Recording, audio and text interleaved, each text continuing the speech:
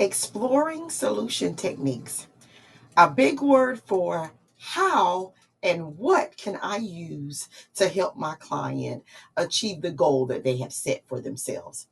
And I want to stop right here for just a moment and remind you that yes, that's what a coach does.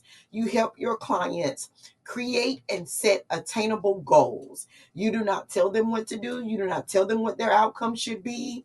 You allow them to set the goal and you accompany them in reaching the goal. Just as you have a GPS system in your car, it can say turn left. However, you make the decision. So, however, your client makes the final decision. Let's get started.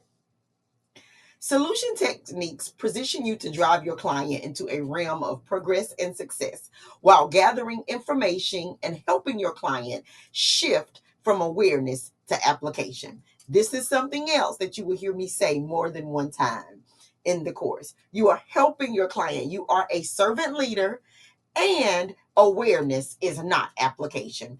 I could read 15 books, but if I do not apply what I have read, there is no application and there is no result of the knowledge that I have taken in. There is no outcome. Solution techniques allow you to help your client unlock the untapped potential in them to see from a different perspective and create behavior changes. A shift is not a shift until a behavior changes. It's good to say, hey, I'm going to think differently. But guess what? How about let's take a moment and let's do different? How about let's shift from saying, I'm going to try harder and let's try differently?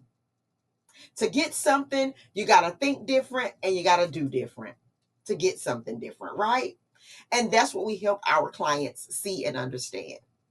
Allow the client to see themselves and their current state by understanding their life patterns. Patterns are created to be followed, right? My therapist said, parent and pattern are only different by one R. The way you are patterned, the way you are parented, is the pattern that you follow.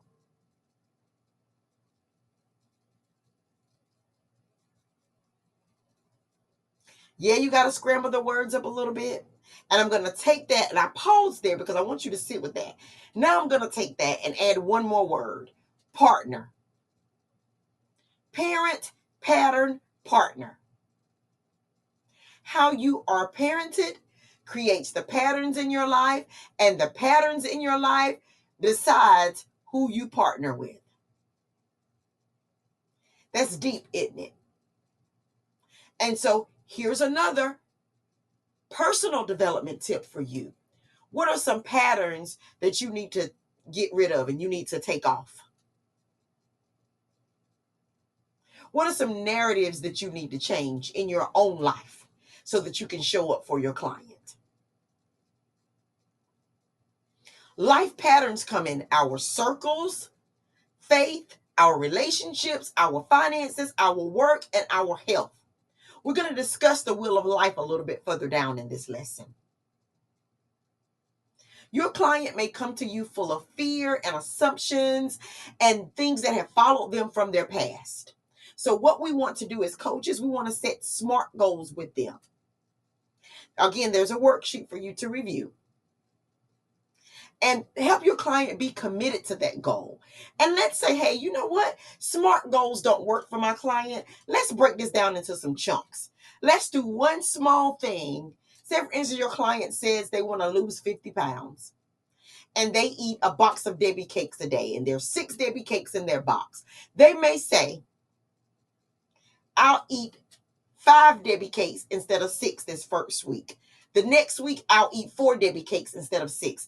That's them working in moderation. And yes, that goal is smart because they can measure it. I've got my box in front of me. How many Debbie cakes did I eat? How did I feel after eating 5 instead of 6? Who encouraged me? What will I do next? And when will I do it? All of that encompasses a SMART goal. Here are a few of my immediate go-to solution techniques that I use to encourage my clients. CPR, which is catch, pause, release, and replace. Again, CPR, catch, pause, release, and replace. They've got that, hey, there is something wrong. There is something going on in here. They've caught that, right? Now we want them to pause. We want them to sit with it. We want them to think about it and decide what's the next step. The next step is releasing that thing and replacing it with a positive. Another one that I use is holding on requires letting go. If I've got both of my hands tied up with holding on to the past, one of them is never free for me to grasp my future. So I got to let something go. Another one that I use, faith it until you make it. No, I'm not faking it. I'm going to faith it. I am putting my faith to work. As coaches, we hold the key that unlocks that untapped potential in the inside of our client, right? As coaches, we pursue, push, and propel our client. We go after, we apply pressure, and we expose them into a new way of being and doing. We turn their monologue into dialogue. This happened, and then this, and then this, and then this. We turn it into a dialogue. We are asking questions, and they are answering. They are thinking. Lori Gottlieb said, change and loss travel together. You got to lose something if you're going to change something. She also said, the more we help others see themselves, the more we see ourselves. Whew. That's real, right? Here is another point of your personal development that happens as a part of getting your certified life and leadership certification at Elevate Coaching and Leadership Academy. You will elevate first before you can help your client elevate. It is impossible to effectively help someone else grow if you don't understand what it is to grow first.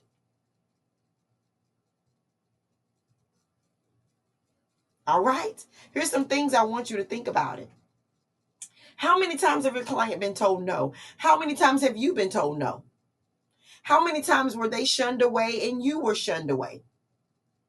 These become triggers, and your client needs assistance processing these things. What techniques will keep you geared towards outcomes while meaningfully engaging your client? Think about it. Let's review. What techniques can your coaches use to motivate and propel their client? According to the text, why is it important for coaches to recognize the level of trust that their clients have placed in them? What is the importance of setting SMART goals in coaching? What is the meaning of the acronym CPR? I'll give you this one. Catch, pause, release, and replace. If you notice in the first couple of modules, I was giving answers to these questions. Now I want you to really begin to go back and find these answers for yourself. This is quiz review for you.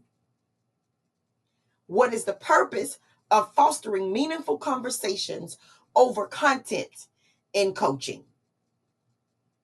That meaningful conversation, what does it do?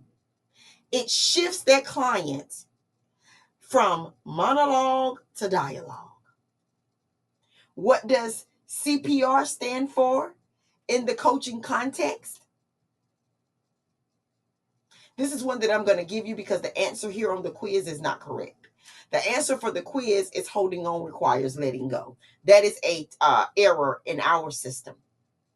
So number 6 on your quiz, the correct answer is holding on requires letting go. Write that down. Number 7, what is the role of coaches in monologue versus dialogue? Think about it. I said it. What is the important idea conveyed in the quote, change and loss travel together? And finally, the last question. What is the role of coaches in helping clients overcome debilitating thoughts and situations? Good luck.